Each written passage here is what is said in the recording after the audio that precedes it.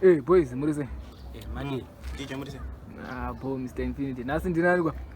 Nasuna Guzu, Joker, Jah Wit Rhyder, alongside his baddest and maddest producer, Infinity. I say. Oh, Jah Wit Rhyder ndiye arungo postwa turungoona. Hey, Shangwar, guy, the youth from Ashes, Shangwar, from behind the bricks to behind the scenes, Shangwar. I say.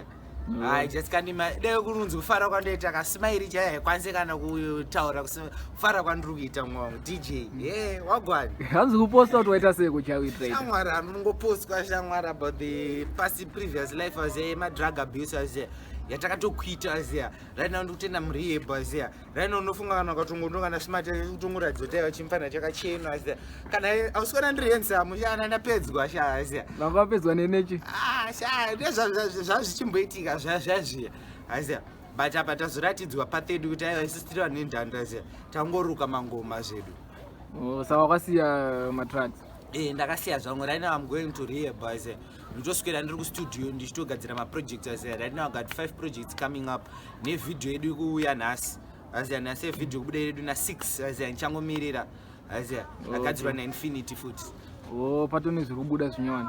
Pane zviri kubuda zvingungundengo zvinyowani zvinofadza. Saka iwe wakasiyira matracks. Ndakasiya kuti angandiparadza. I'm still a youth kasha but ndanda kutoita ngesekuru ka as a but ndakazosimudzwa nereza dzamufana kuya kuno kuti mbonotoita sei madrugs ndasiya music ndikuimba ine ndikutoimba zvekutoimba chezvo. Oh, saka pango concentrate ne music yet. Yeah, I'm concentrating on music as ndorebe yangu. Ngayo isha. Saka mukupisa kamdara. Saka makabura chiko kure music. Chimboti freestyle izvo maka zviri kuuya manje. Music takabuditsa yatikubuditsa nhasi yachengonzi.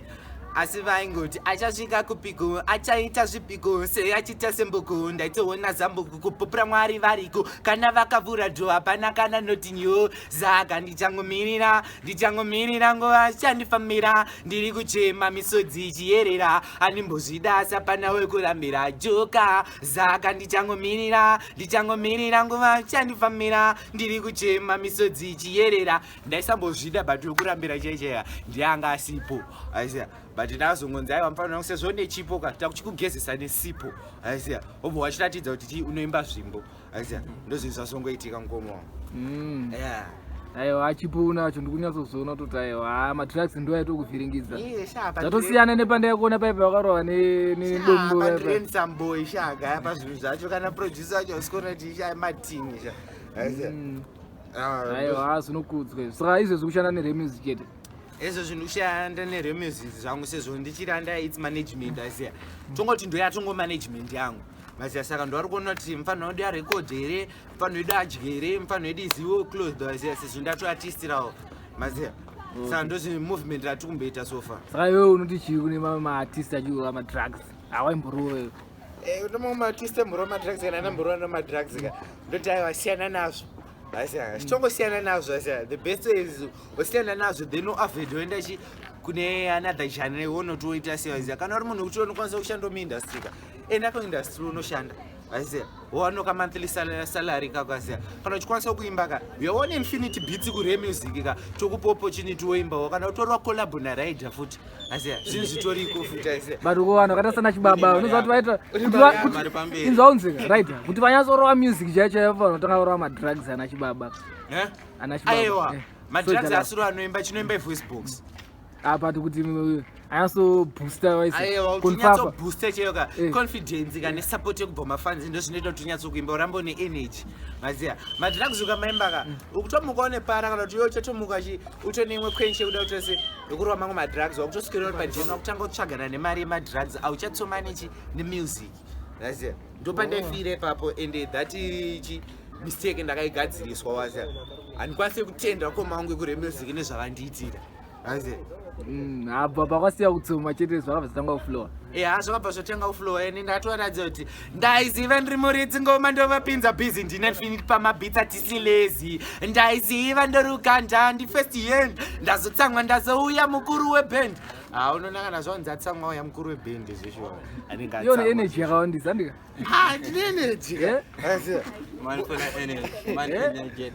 mana energetic asiya mana talented asiya because my video andakakuona last time pakapost apo waingopopota waipopota kabwozika sha zvinorwadza kuti vaindita ndiri ndonda asi voice rakasimba vanozvita shumba asi havana mtsimba idzi nyau dzosingwe hameno vakadzinzwa kuzvita vakangwara apa vakapusungwara kwavari ndiri ndonda asi voice rakasimba vanozvita shumba asi havana mtsimba idzi nyau dzosingwe hameno vakadzinzwa kuzvita vakangwara unoona chi ndo some of the music yatikugadzira maziya machunza ato ready Infinity mpana aronyasoshandika naye boy aiwa aine zvakushandika naye zvasikumpinza busy dzakumnanganiso chaipo munhu wekutoti anga aingoroma ngoma but zvisina formula saka takutomuratidza kuti mangoma anonyorwa so pabit unogara so but aine zvakubata fast because munhu wekuti most of the time anenge ari so saka pane future here pane pamupanga aine zvitakutoona potential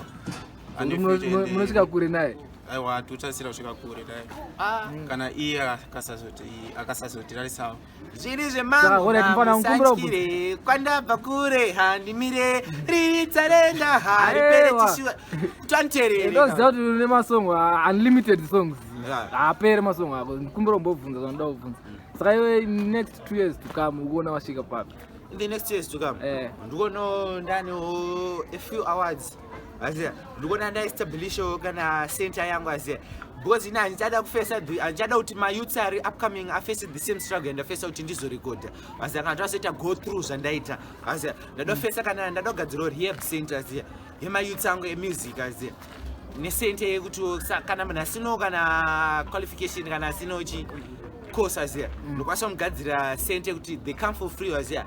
They do their short courses and everyone in Zimbabwe is educated everyone in Zimbabwe is something ekuti kana akafunga kuenda pabasa aka ane starts maziya ndozvinhu zvanaku to fight through in the next 2 years to come.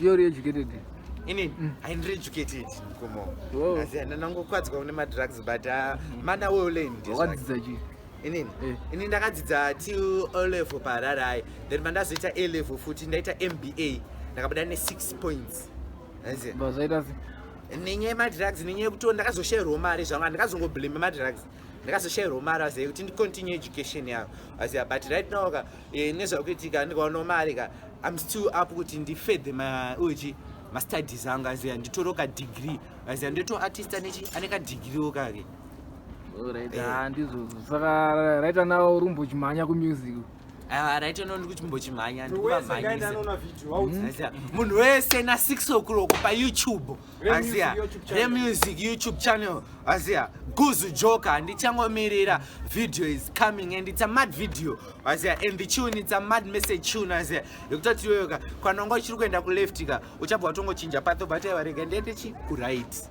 aziya kunyepera infinite ikonda kuraitika pazvinhu zvacho kandozi kutongodiwa masongo unahosemurafutiri freestyle rakaipa mukakadzeri bhodzi kuumbika seorange ende pauri beji handikusiye kunge change asi ndokutevera sasunja handibolonja kuwanda semangoma lavhu yedu chatolonja maziso angu achatsvage kumwe kugonya sezingizi pauri ndatogonya kamwe iwe baby wambidzaura ndatakukakama that's all I can do.